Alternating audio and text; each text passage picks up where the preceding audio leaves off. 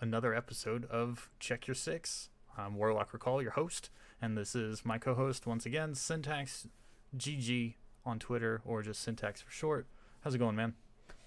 Hey everyone, hey Joe. Pretty good, man. Pretty good. It's been a pretty eventful week for myself. What have you been up to?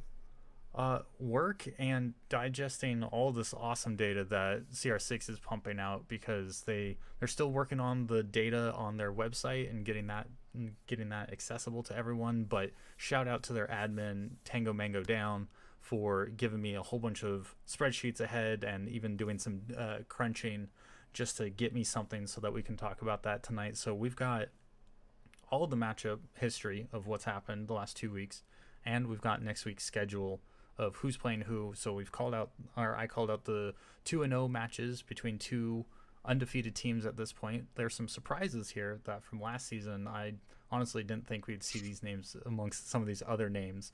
So that's exciting. And we've got all the acronyms, all the school names, all the schools, all digestible, so we can find out who the hell is playing each other. And it's a wonderful place to be tonight with CR6 and CEA also very much in the same boat, where we know how the matches went from last week and who they're playing next week. And we've got a little bit of insider scoop on some data coming. So we've got a lot to talk about. I think we have, what I say, 18 matches to talk about specifically just between CEA and CR6 coming up. That's nothing to do with the history of how these teams got there and how they're 2-0 or anything like that. So plenty to talk about, and lots of new names, lots of new schools that we didn't get a chance to talk about before. So we'll go over some of that, but wanted to see how Pro League is going. I know you mentioned a little Twitter drama and everything, but otherwise it seems like Pro League is going well, kind of as expected. I haven't heard of too many shakeups in North America. No, not really. There was one match. Let me see if I can pull it up here.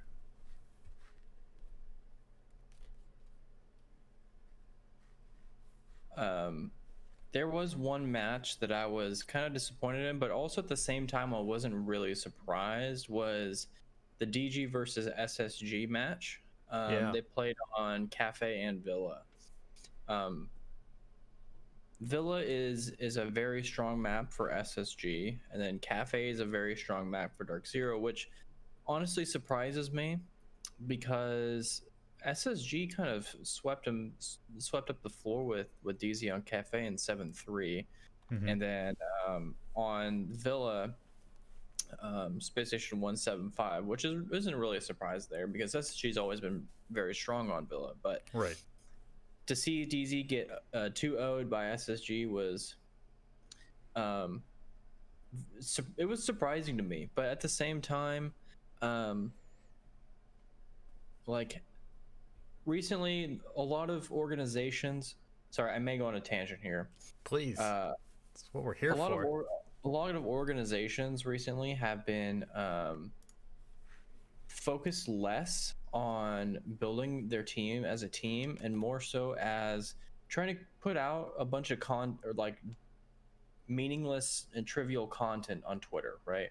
Gotcha. And that's really kind of rubbing me the wrong way because a lot of the, like, I don't know how to explain it very well, but if you've got all this time to create all this content and, like, these organizations are putting all this money into hiring content teams and Right. all this stuff, it's like, bro, why are you wasting, Siege already in itself is a very, it's getting there, but it's not incredibly profitable, right? So if this game is your only source of income at the moment, so if you're a new org, new to esports, and you're only in Siege, maybe you should be spending your money on building your team rather than building your brand. Now, I understand that building your brand is essential to building your team at the same time, but nobody's going to want to buy your brand if you're not winning.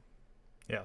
I mean, it goes back to like talking to like Disrupt Gaming last week. They built up their infrastructure before they went after more teams, but they still went after good players and they signed good players from the beginning.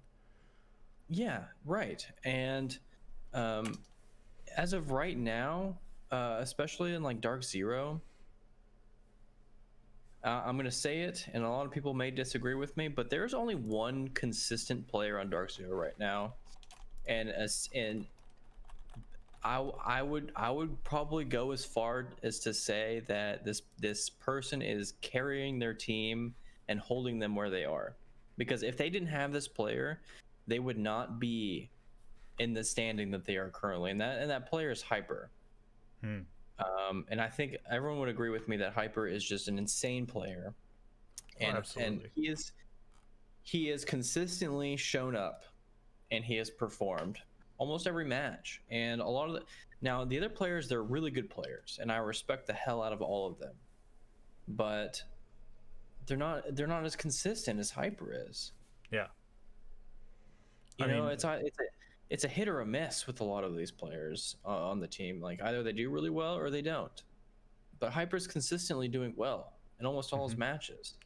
And I mean, Um, when you look at the SSG Dark Zero matchup where Dark Zero lost 2-0, like when you look at the rating of the players even on Dark Zero, Skies 1.01, Hyper 0.93, Hot and Cold 0.92, Eclipse 0.9, and even Mint at a 0.73. Like yeah, you're starting to get down there with Mint's rating in that setup, but that's not a bad performance by the team at all. But it's going to be the little things that are going to be the big differentiator in a matchup between the heavyweights of North America.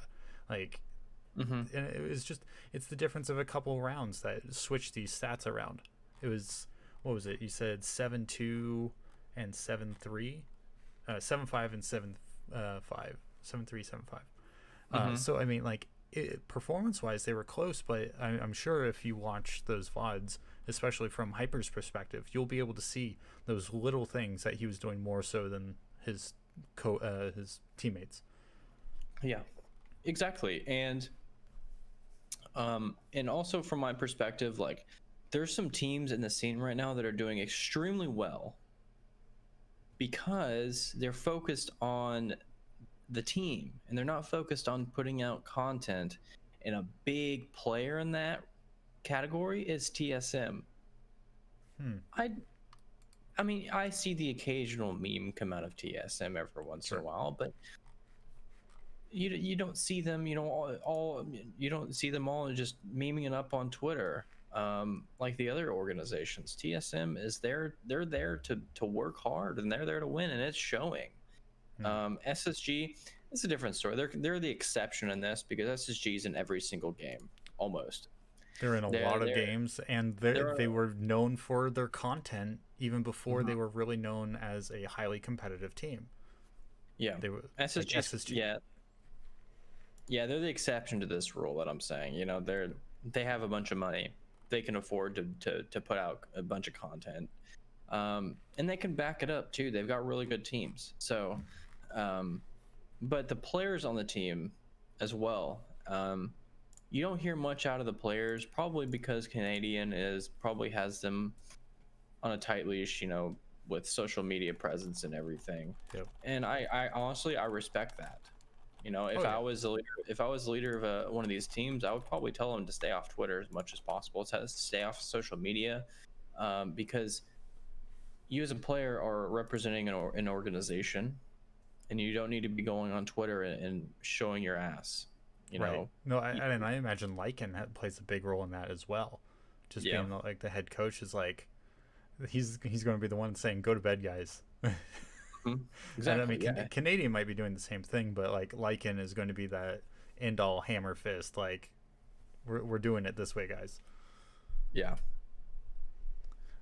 Well, that's too bad to hear that we're getting into. Well, hopefully we're not getting into Overwatch League territory with the Twitter memes and everything between these groups. And yeah, I would hate to see that kind of flavor fall onto the Rainbow Six Siege because I look at it as a higher competitive quality. And I just don't want the drama to get mixed up. You see enough of it from traditional sports, and it's just not worth it. It doesn't generate goodwill or good competitive spirit.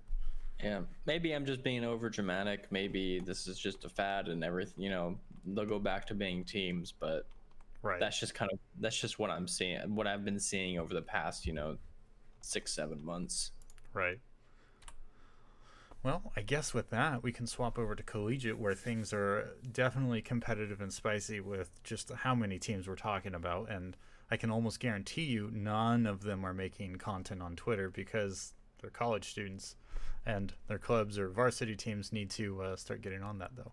But here, let's swap over to what we've got from CR6. Now, this is the divisional standings of the Northern Division, one of 5 divisions we've got in CR6. And you can see that there is a huge list of teams here. And you'll also notice the red and blue, or the blue and orange coloring. Blue coloring indicates that they are going to go into the premier playoffs, and the orange is going to be that they're going into the open playoffs. So you have your upper division and your lower division, and depending on how the playoffs are going to be made up, or how they finalize everything, I think they're still splitting like they did last season. I'll need to double check that, but the fact is that we've got, what is it, first through eighth in the premier, then 9th through 16th in open league, and then everybody else falls off. They're done. And I believe this is a 5-week season, so that we can get right into playoffs. And so it's going to be, you have to be game on from the beginning.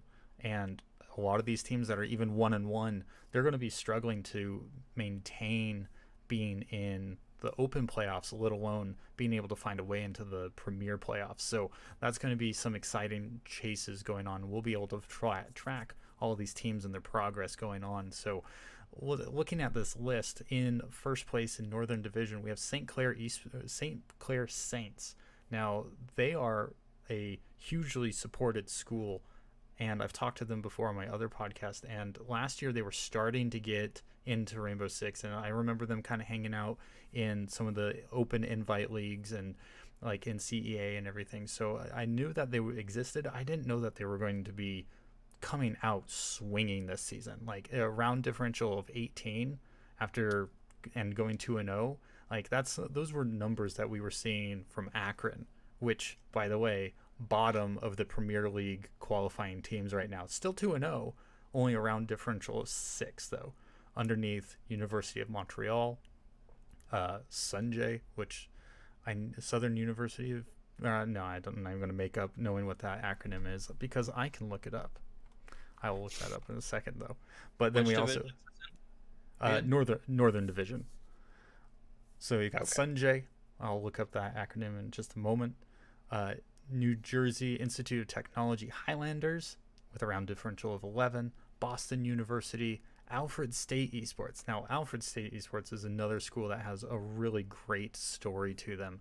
They have what others in the collegiate space have called a golden child. Like this guy found a few other people who really wanted to do this, but he was just all in on creating esports on campus, and within 2 years they already have a competitive team ranking in multiple games. And so to see them swinging into Rainbow Six makes me hugely excited about where that club is going to go.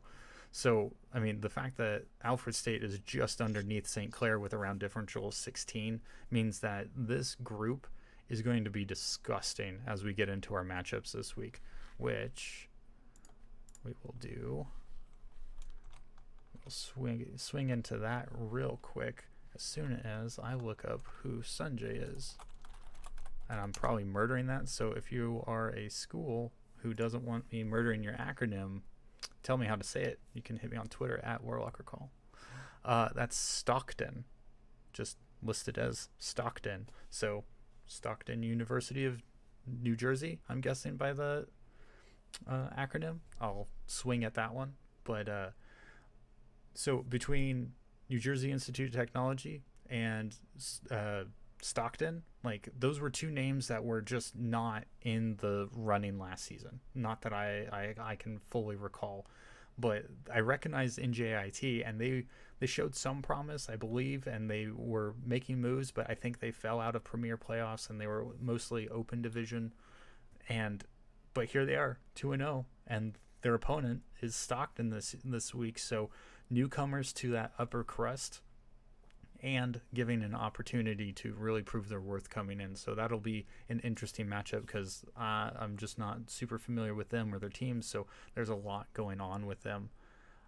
Boston University versus uh, Akron is going to be another good one. So that was third place versus ninth place or eighth place, seventh place. So we have 7 teams at 2-0 in that division, just based off of the number of teams that we have, or maybe a school dropped out. It's hard to say, but Akron is Akron. I talked to who's going to be our guest this week, C. Jomo, from Elon University, who's caught up in some school stuff. So I see you, guy. Do your work. You're doing the right thing. But he was saying that Akron may even be better than last year, which is crazy to think. So I want to dig in a little bit of that with him next week when he's on the show or when he's able to make it. So we'll have to dig into that secret behind Akron because they are still that team to beat, given that they won, I believe, 2 of the 3 leagues last season. They won that was last spring, and then all 3 of the leagues in the fall of last year. So they're still very much a team to watch to see if they have that consistency behind them. So they claim they're a better team than last year. C. Jomo from Elon University is saying that Akron is better. So it's not even Akron just like blowing their own horn. It's someone else. It's someone else, which is just really cool to hear other teams building each other up. I wonder if they replaced any players or. Yeah, that's a great question. Digging into rosters is that next step. I never got that chance to make that mega spreadsheet I talked about at the end of last season. Just all the turmoil that happened over the summer and everything. There was just not enough data, not enough time to put that together. But we will have our ultimate roster shakedown at some point, and we'll be able to track year to year. So that'll be great and maybe I'll just plant that seed in Tango Mango down and just be like, hey, let's start talking roster shuffles and see how that goes year to year. Let's see. Alfred State Esports is going to be playing University of Montreal, and that is, what is that? That's 2nd versus 6th. So I mean, still 2-0, round differential 16 versus 7.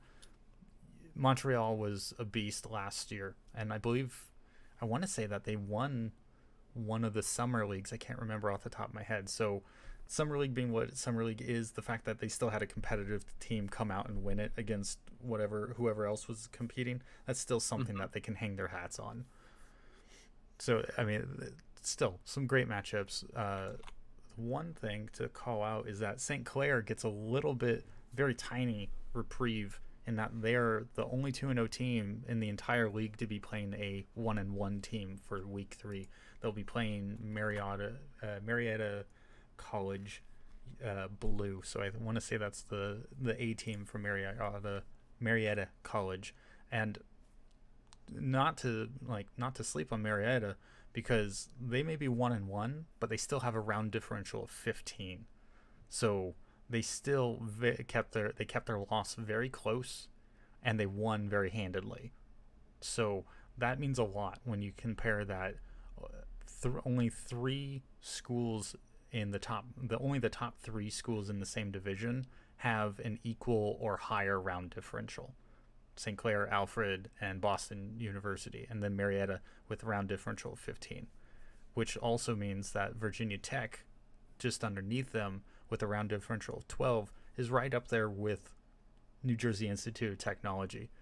So 1-1, round differential of 12. We have so much competition in these top 16 schools that I would say probably I would say the majority of them will be the ones that we see going into playoffs. I have a hard, I could see, I want to say Northeastern is probably going to be the bottom of, I could see them falling to the bottom of Open League right now. And so they're fourth into Open League qualification. So they're in the middle of the pack of that second layer within the division. only ahead of Kutztown, Golden Bears, GT White, and University of Kentucky Blue. And those teams, that's just when we start seeing that round differential really fall off. So it's 11, 9, 8, 3. So, and after that it's like one other team at 3 positive, and then it's just straight into the negatives. Anyone who's running negative at this point, I think that they're going to have a hard time finding a groove and finding a way into any of the playoffs. Unless they really turn it around, or they, like, if they unfortunately had to forfeit a match, or if they had some students who weren't able to play. I know that's actually going to be haunting Elon this week with 2 of their main players out. One losing their GPU, rest in peace, and and the other one just having other obligations. So it's unfortunate that that's going to happen to Elon this week, but we can't account for all of that in all the stories for all of the matches. So when we start looking at this, maybe any of these 1-1 teams, even with a negative round differential, maybe they'll be able to pull it out and come back into qualifying for the playoffs. And I think that's their main hope, is just qualifying into open. But I mean, some of these teams, which no disrespect to any of them for coming out and participating, but when you have a round differential of -33 or -22, it's going to be real hard for yourself to prove yourself over the next 3 weeks ish. So Yeah, I mean, it's going to be a little tricky. if you got a round differential -33, I don't know. Maybe they just played some really good teams that they weren't ready for, or maybe they're just playing to have fun, which also that's perfectly fine. Totally fine. And so I mean, that's enough to say about the Northern Division. We should probably move on to another one. But Boston University versus Akron. I know more about Akron, and with a vote of confidence behind them, I'm going to have to put a vote towards Akron. NJIT versus Stockton. Again, 2 unknowns coming in. I'm hoping that match gets streamed, or if I can find a VOD, I'll watch that one. Alfred State and Montreal. That's going to be a huge banger. That's going to be swinging for the fences, I believe. So if you want a highly competitive match and you want to see 2 teams who really want to go at it, that's going to be a matchup for sure to look at. And now, what's our next division? Our next division is the Southern Division. Bring up those matches. All right, here we go. And I'll switch over to the standings for y'all to see. Boom, transitions. It's almost like I had extra time to prepare for this. So at the top of the Southern Division, we have the USF Bulls, Ohio State Gray, Texas Tech University, Florida Polytechnic University Varsity, Georgia Tech Gold, MSU, Michigan State University Green, Kennesaw Gold, Kennesaw State University Gold, all 2-0. And when you look at the top 3 of that, round differential 22, round differential 20, round differential 20, that's a scary top 3 to be looking at even after just a couple of rounds. But then shortly after that, 18, 18, 16, that's going to be a tough top set to break into. Like Kennesaw with your round differential 7, you're going to have a couple blowout games. But seeing as they're going to be playing one of the other teams there, it's time to like really pony up and be able to compete against some of these other teams, because they are coming out thrashing people. So I feel bad for some of these teams having to come into them, but it's also a really exciting division, because a lot of these teams that are currently qualifying for the open playoffs have not heard a lot from them. So like Virginia Tech kind of been hanging out in the middle, falling down a little, I want to say kind of lower part of the middle of the pack. So seeing them leading the way, exciting. University of Central Florida Knights, okay, they've been around, they've been doing well, maybe not so strong right now, but you know, they could turn that around. They're not so far behind Kennesaw or Virginia Tech that they can't try and crack that last spot into the premier playoffs. But if they want that premier playoffs, they're going to also have to kind of level up considerably to compete with the way that some of those premier teams are playing right now. Some of the other teams that round out the open qualifiers right now: Gamecock Esports, Michigan Esports Maze, University of Toledo, BGSU. Forgot to look that one up, but then University of Kentucky as well, with qualifying for open playoffs with a -1 round differential. So we have a huge spread in this one as compared to the Northern Division, where we have a pretty smooth transition of round differential all the way through the top qualifying teams, and then we get into the negatives afterwards. Here we're getting extreme highs and really low lows, and not much in the middle. It's not much of a bell curve by any means. It's a pretty soft one with some jagged edges. So we have schools that are not competing as well as the history would have proven or would have said that they should have. University of Georgia, red, -6 round differential, 1-1. Okay, so they've pulled it out, but then they got stomped. So they played a better team this time around. Not impossible, but it's definitely going to set them back coming into the next week. Unfortunately, Elon is down here as well. I'll go off on a little tangent here. We've got Full Sail Armada competing, and I want to say that they competed last year as well. But again, this is one of those schools that's highly invested into esports. You should see their arena that they have down there, the program that they have, the program lead down there, very active in the community. And yet I have not seen really Full Sail's competitive edge or competitive nature really show. I haven't followed them too closely with other games, but I'm really looking to see Full Sail make a push, just kind of like you would expect Maryville to be competing in more games more often and being those heavy hitters that people want to see, not just for like games like League of Legends. So that's kind of the fall off with the southern teams, and like those, unfortunately, even understanding that there are teams that I was expecting to do better, and some of these other teams coming in and just not knowing who they are, but they're already putting on a better show. Like there's up and comers. It's really exciting to see that the dissolution of CRSL over the summer and the announcement of Face It hasn't deterred teams, but it seems like we're seeing more teams. And kudos to CR6 for promoting and showing off these additional teams and how many teams are competing, because getting their names out there and having people share that is hugely beneficial to everyone. So if I critique harshly, I'm just going off of what I see. It's not because I hate your schools. It's not because I'm jealous and I didn't get to play college esports or anything. It's just I'm going with what I got, you know?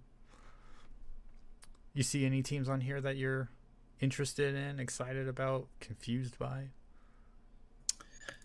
I don't think so. Who do you happen to know who the Cajuns are?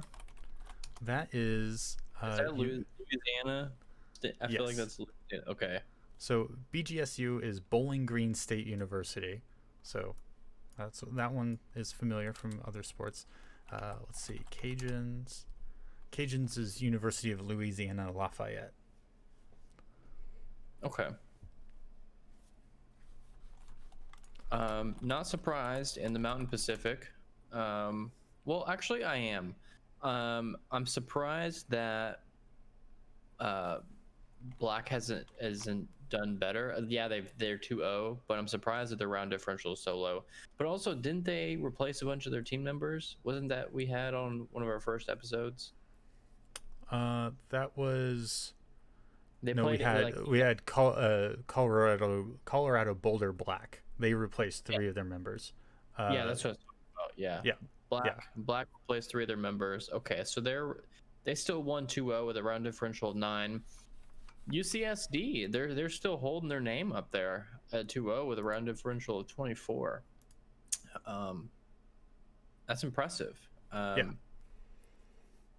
Yeah, this is over in the Mountain Pacific Division for anybody who's who missed that transition like I did. Yes, Mountain Pacific. Sorry, I thought I said that. I guess I didn't. Let's switch to Gulf Coast Division. Yeah. UWW Esports. Do you happen to know that? Let's look that up. I believe that is University of Wisconsin Wesleyan.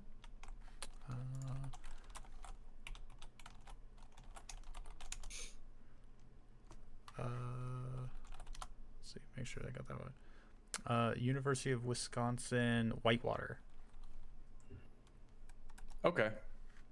And A&M Whitewater's been around for a while too. So they've got, and it's their JV team. Think about that. In the Gulf Coast Division, the JV team is qualifying for the Premier. Yeah, that's crazy. That, We've not seen a JV team qualifying for Premier. I don't think. that's true. That begs another question: is where's their varsity team?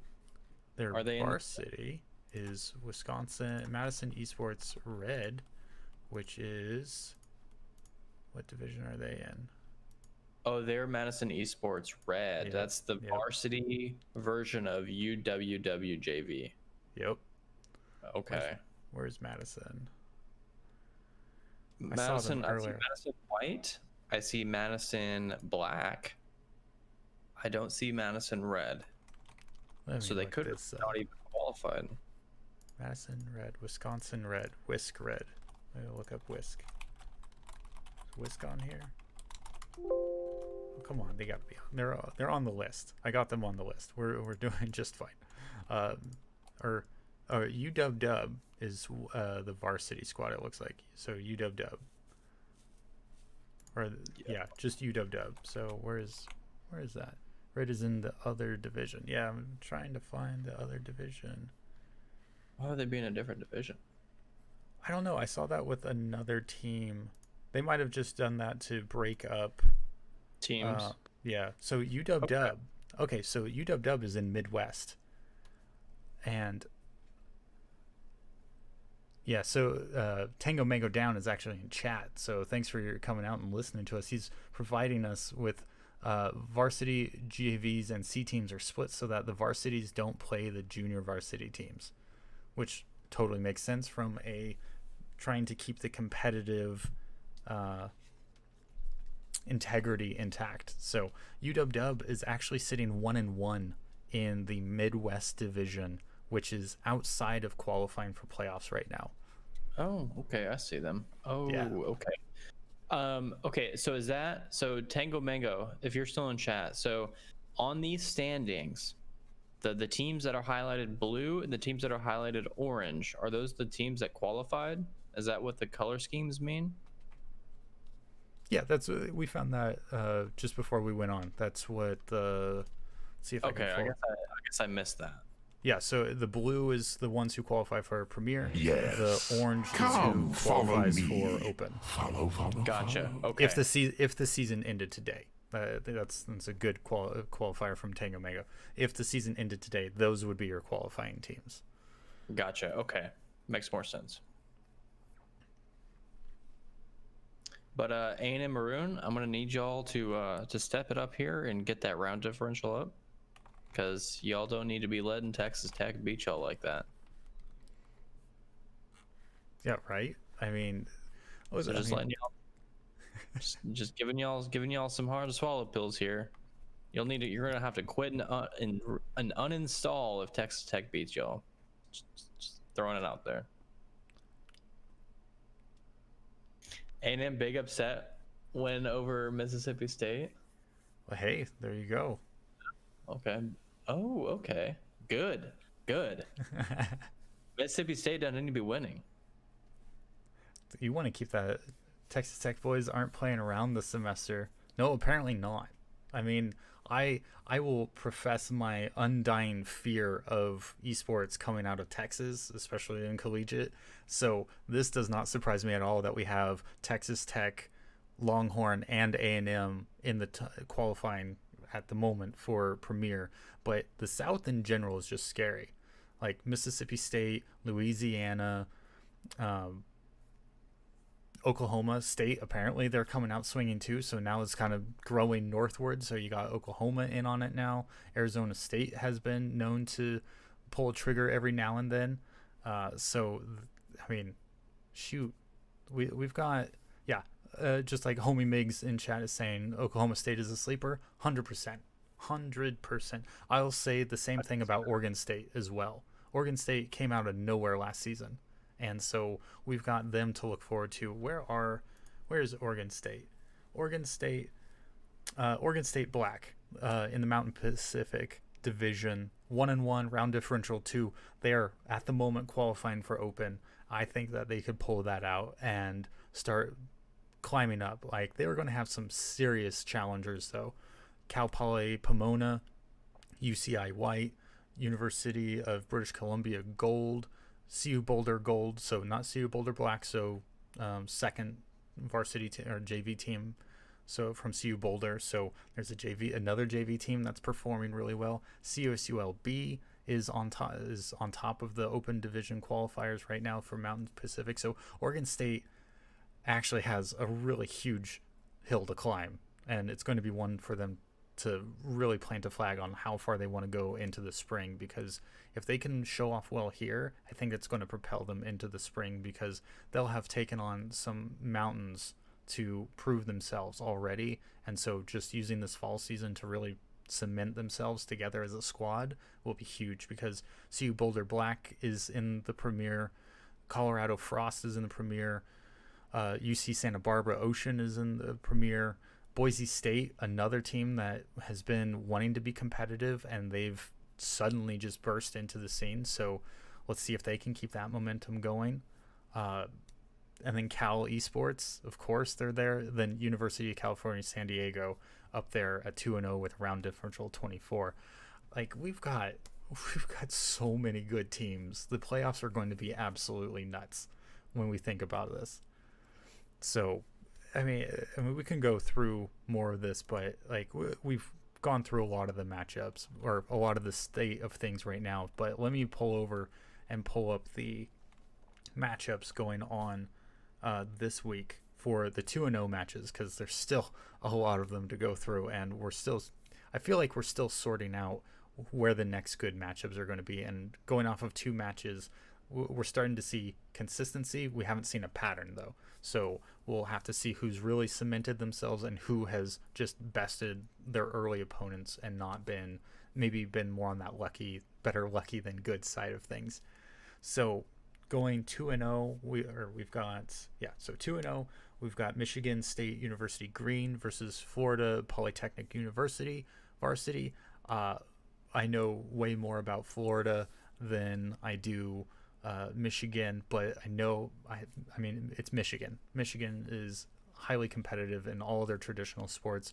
I'm not surprised to see them coming on. I've seen them perform well in other esports too, so this makes sense for them to be here. But Florida Polytechnic is also a bit of an animal in themselves. So when we look at that division, that is Midwest, I think. Nope, that's not them. It's not the South. Boy, I cannot find where I want to look. How did I miss them?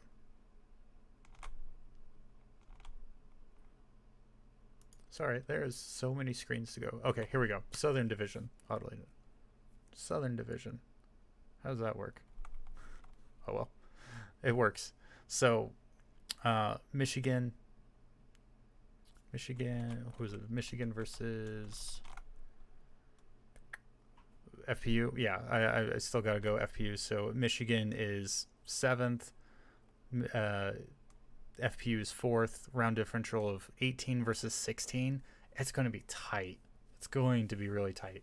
So that's going to be a good one to watch if their previous history holds up for this week as well. Tennessee Tech University Gold versus Georgia Tech Gold. 2-0s. I honestly don't know much about Tennessee Tech and Georgia Tech, so we'll have to see how those go. But those are 2 new teams that I'm aware of to the competitive scene. So, or maybe they've just been middle of the pack, but here they are rising very quickly. Round differential of 20 for Tennessee Tech, 18 for Georgia Tech. It's going to be a good one. It's a coin toss. So that's going to be a great one. USF Bowls versus Kennesaw State. Kennesaw last season was wonderful to watch and see them go through. So see them being 2-0 right now is great to see that level of consistency from them. USF. Who is that? I'm guessing Southern Florida, but hey, University of South Florida. I was right. There we go. So South Florida, another Florida school, and if those Florida schools were scrimming each other and really building up their state universities so that they can come out swinging, like University of Central Florida has been a beast for a number of years already. So if they're connecting with the other Florida schools and can help build up that scene, you might see that southern domination spread all the way out to the East Coast, and then Florida can start taking Eastern divisions as that goes. So that's kind of an interesting win by proxy. Oh, While I mean, while South Florida is a different school than Central Florida, mm-hmm. I mean, yeah, they could be scrimming each other. Now, building each other up, it's debatable because that's still competition, right? Fair. When I was playing for A&M, we'd scrim. Uh, um, who did we scrim? We scrimmed Tech. We scrimmed, the other Texas teams, UT. But we didn't really build each other up because, we're still competition, right? Yeah.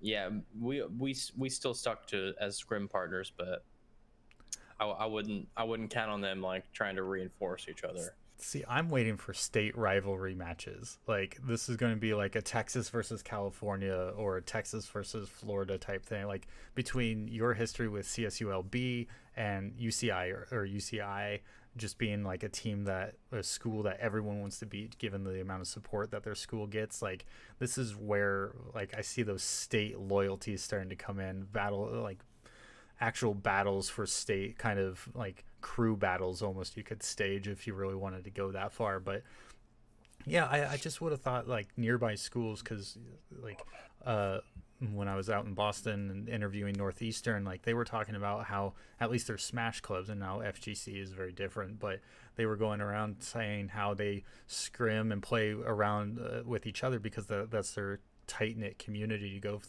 go through and to build up and make sure everyone's getting better when they go to the big events. Now, if we're doing Rainbow Six instead, we can be seeing these teams to be playing each other's offsite or off season, scrimming each other, making sure that they're playing competitively, sharing what they know about other state schools, so that when they get down to battle between the two of them, they know what they're going in at and they can go heads clear. They know exactly what to expect, and maybe even start pulling out some weird cheese strategies that they know that the other teams are going to play for. So I don't know. I think for me, it creates an interesting dialogue about how these neighboring schools who are actually close to each other could be benefiting from each other, and how that could play a role in how the leagues play out. I'm going to West Coast teams to beat. Let's see, West Coast teams to beat Oregon State, Boise, and CSU LB. Who would that be, homie Migs? Let me know. I'm curious. Other matchups to go through. We've got esports at Iowa versus University of Central Missouri esports. I know Iowa's been around for a while. I have no idea about Central Missouri.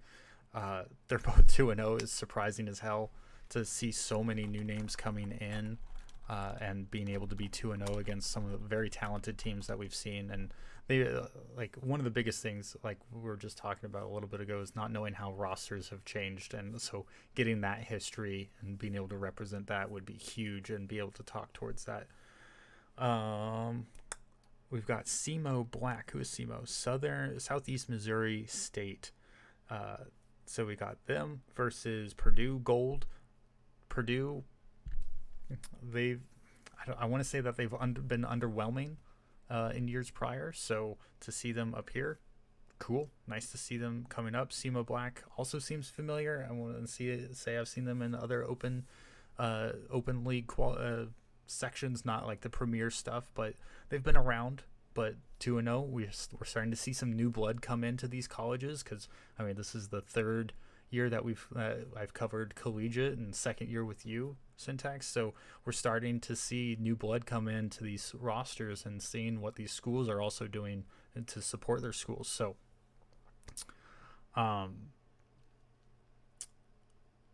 So yeah, I mean, just great matchups coming up. We've got University of Minnesota Gold versus Illinois State.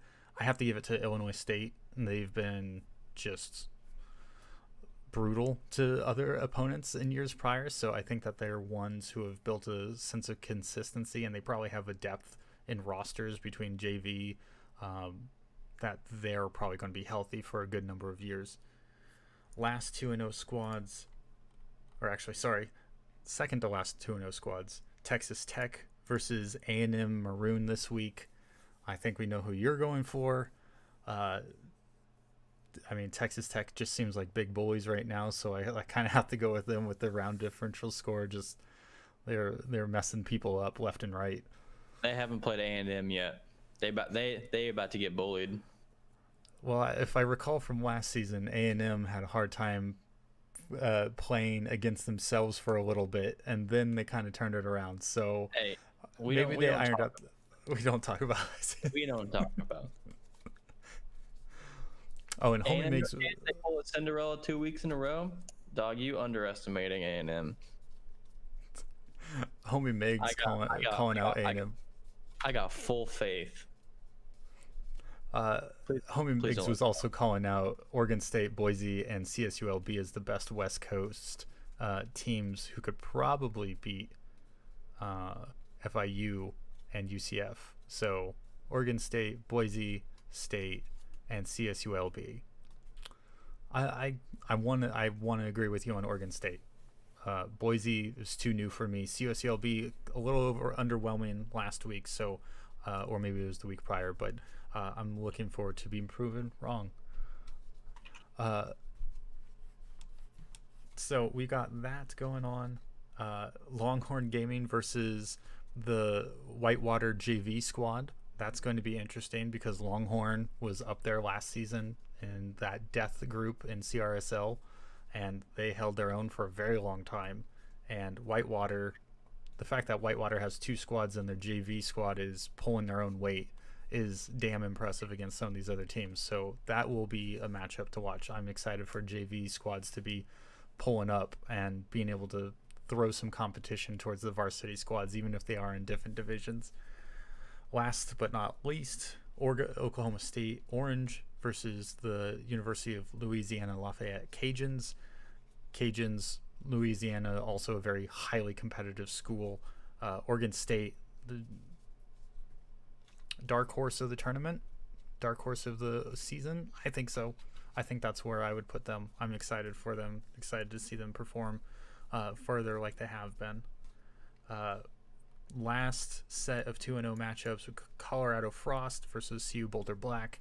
CU Boulder Black, they came off of, I believe they actually tied twice in CEA, so different league, different teams that they're playing against, but if they're doing a full-on draw 2 weeks in a row, I hope that they are able to pull some better consistency, because they're 2-0 here, but they're 0-2 over in CEA. So I wonder if there's just a little mix-up in a little bit of that consistency. Maybe it's map choice or bands being played against them that kind of trip them up. But not knowing much about Colorado Frost and their history, I still have to pull for Boulder Black just because the last 2 seasons they've been very contentious at the tops of competition.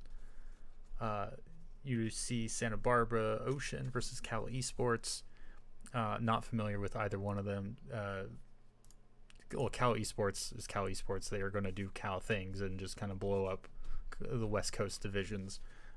You see Santa Barbara, I want to say that they're new. I don't recognize the acronym, so there's a new squad to watch. Boise State, they're new. Like, they've been trying to be competitive, but here they are being very competitive. It'll be great to see if they can hold their own against UC San Diego. Whew. And that's just CR6. Too many damn matches, man, but I love it. I wish I could watch more. So many schools, so many matches. So little time. Let's see. CEA. We're going to shift gears over here. Last week we had, so great thing about this is that there are only 12 teams in CEA Invite League, so we get to focus on the individual matches, and we'll be getting the map scores going forward. I didn't get a chance to get to this week, too much going on, but we've got CU Boulder versus MTU, and I got the team lists. Where do I got the team lists? Over here. Should have created a separate window. Where is it? Find all. I'm good at this game, I swear.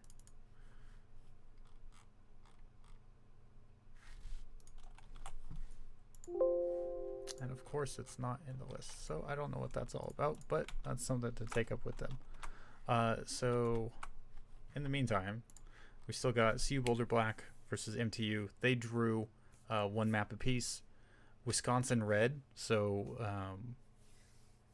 the Whitewater varsity squad, they tied against FIU, which is another two big clashing teams taking one off of each other, no one pulling ahead. That's exciting to think that we have that level of competition over in that league, over in the Raven Shield division. New York Tech lost to CMU. New York Tech, they have a lot to prove to themselves because they just got bodied hard. Same with Rutgers University versus Rochester Institute of Technology, RIT. RIT beat them. Pennsylvania State University tied against Arizona State University. So that was our third tie of the 6 matches who went on. So high caliber of competition going on. Akron was able to beat CSULB, and this is where my question of where CSULB is health-wise, which maybe Homie Migs can correct me on with some insider information. But I had a lot of hopes for a good game between the two, but Akron just went out 7-3 on Clubhouse and 7-1 on Cafe, which that screams of Akron doing Akron things. But they just look smooth throughout their matchup. And CSULB could do little to stay in their way. The Akron was just crisp on all of their plays. 2 matches in and only 4 maps, and 3 of their players are at an almost 2 kill to death ratio. One of their IMAT alone has dropped 40 kills, and one of their players is at a 2.0 KD ratio, and 2 of their other players are at a 1.8. Yeah, it's just you got cold-blooded killers on Akron right now, and I don't know if they were just focusing on frags. I don't know if they just felt like that they had the tactical hand over CSULB, but whatever it was, they just did everything right, and CSULB could not adapt in time. And they showed a little bit of life on Clubhouse, but 3 rounds is just not going to be enough to get you anywhere if it's on one half or the other. So unfortunate for them, but Akron still just looks like they're coming out to win it all. Yeah, as Homie Mig says, to hang with Akron, you got to limit mistakes, and you can't tilt. You absolutely can't tilt. And after that first map, it really felt like CSULB might have tilted somewhere along the way. Migs, if you have any intel on Akron, if you could describe their play style to me, are they gunners or are they just really good tacticians? Or are they just both? I think they're both. I mean, they were competing in Challenger. Akron shoots heads, that's it. They're both?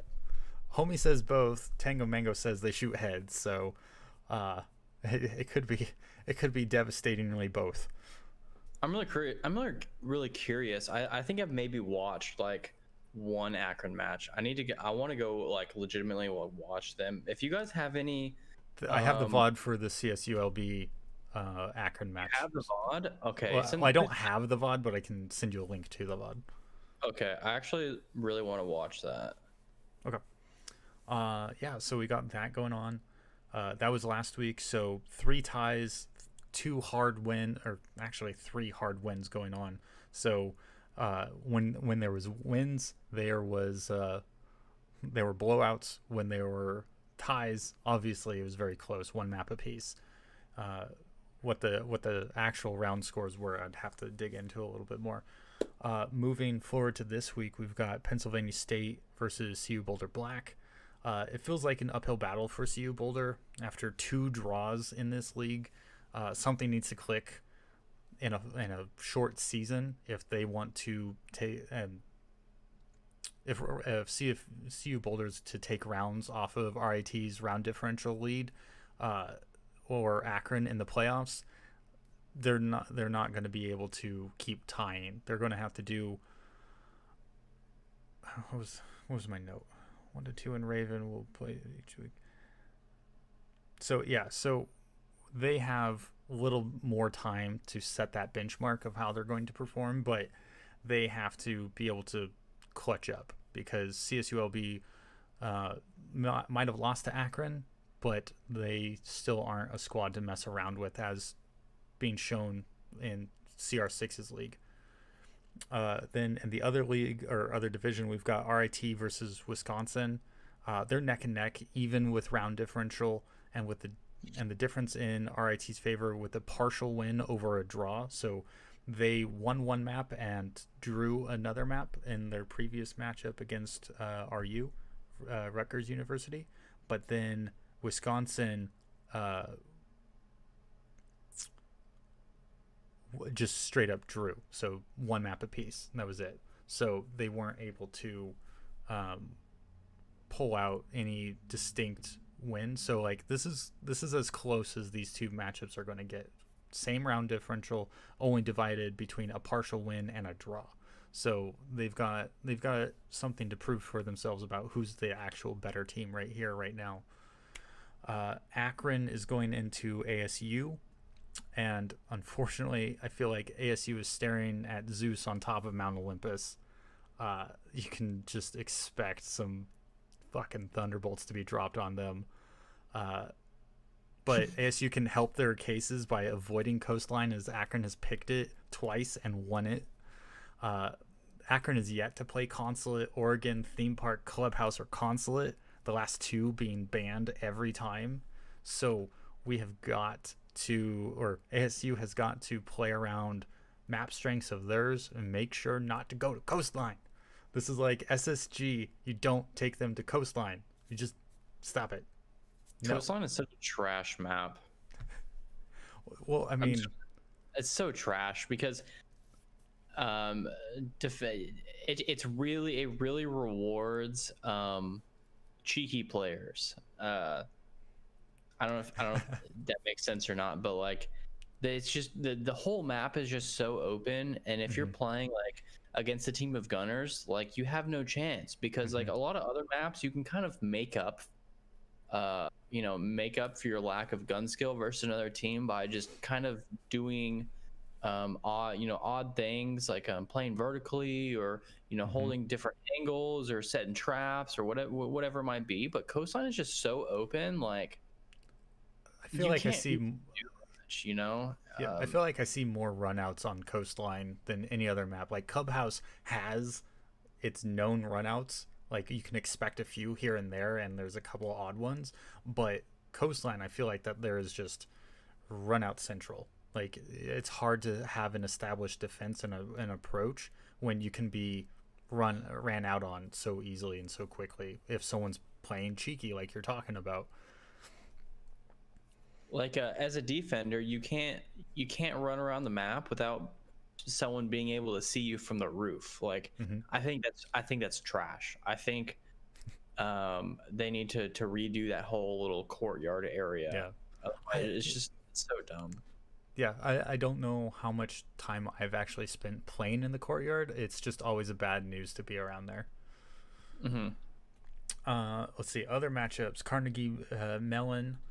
It seems that if they show up with a pulse, Rutgers won't know what to do. 2 losses and a round differential of -15. There isn't much else to say. Carnegie Mellon could probably just walk all over Rutgers right now. The next matchup, FIU versus New York Tech. this feels a lot like the Carnegie Mellon versus Rutgers matchup. FIU just needs to stick to their game, and it should be an easy win. Like uh, New York Tech, just their round differential is abysmal. Their approach, like they just have not been high. They haven't been competitive from what I've seen. Last matchup for CEA, CSULB versus MTU. I really wish I had looked that up. I swear I had notes on that. But CSULB's roster must have changed because I don't recognize this crew being winless. Like they are winless in CEA with a round differential of -16. Like either they had to forfeit a match or they had to start some JV players for one reason or another. But MTU mustered up a draw better than CSULB, so I don't expect this to be easy for MTU, but it is weighing in their favor if they can make sure that they prepare for CSULB. I mean, if they can watch the Akron video, they'll know exactly what to do, basically. Just copy it verbatim. Now, if CSULB is prepared for that, then you might have a little more of a struggle, but emulating Akron is not necessarily a bad strategy at this point. So that's this week's matchups. We will have stream reports for both CEA and CR6 available, so make sure you're watching their Discord channels to find out when matches are being streamed and what matches are being streamed. I will make sure to broadcast that next week as well. We are over that hour mark, so I don't want to take too much longer, but good Lord, I love being able to dive into these matchups with this data. So thank you again, Tango Mango Down, for providing that stuff for CR6 and CEA, for being so accessible with their data and letting me manipulate stuff and take it out into my own spreadsheets and start beating it up. So really appreciate that. Really appreciate everyone in chat, Homie Migs, Tango Mango Down. I saw a few other messages flying through, so I definitely appreciate Chief Gaming 15 coming in. CJ Mo, I know he ducked in for a moment while he's resting with his other school obligations going on and staying up way too late, as college kids do. So just want to appreciate everyone jumping into chat and helping out make this episode a great one. Looking forward to the matches for sure. Yeah, Tango, thanks for providing that info, man. We really appreciate it. It makes our lives a lot easier. Outside of that, you will be able to catch this episode tomorrow morning if you missed it or you're just chiming in, just catching up. I'll be publishing it tonight. It'll be available 3 a.m. PDT, so you'll be able to listen to it all in its hour-long glory and listen to me spit off names and numbers and sound like I know what I'm talking about. Otherwise, you can reach out to me at Warlock Recall on all social media. My DMs are open. Hit me up if you know stuff, you want to learn stuff, you want to help out, whatever. You can also leave messages for the podcast at anchor.fm/checkyour6/message. Like the link down below if you're watching the stream, just add /message. And you'll be able to leave a message for us and we'll play it on the podcast. We want to involve the community. We want to involve everyone and make this podcast better. So that's it for me. Or actually real quick, one last bit. Face It Collegiate, they're starting soon. We'll be able to report on them as well. So we've got a third league to look forward to. I was in their Ask Me Anything Discord chat today. They are fully aware of that they are coming into a scene that is established, and they really want to make sure of two things: that they service the community that is here because they know that players and these schools have expectations of them, and then second of all, they want to make sure that it's good collegiate fun so that they're understanding of the student situation and everything. So I forgot to ask about that one competitive clause about kicking someone out if they didn't like it that we talked about last week, Syntax. I forgot to ask that. I'll have to ask them about that another time. But the people who were doing the Ask Me Anything were really excited to see that. And as Tango Mango Down is saying, CR6, CEA, CRSL worked with Face It to create the scene. We're excited to see their expansion and work with them. Like, that's the kind of hospitality and treatment we want to grow overall in all of this, and it's all just going to make esports grow at these individual schools all the more we have this sense of camaraderie and helping each other out. So very much looking forward to seeing what Faceit has to offer with data and getting to know these teams even more so. Syntax, anything for you, sir? No, nothing for me. I'm gonna go watch the Akron VOD and see what the Akron hype is all about. Okay, you'll have to message me, see what you think, because I'm going to edit this thing up and get it out. Thanks again, everyone in chat. Really appreciate it. And thank you to everyone who listens to this podcast once it's available. Appreciate you all and catch you all next week.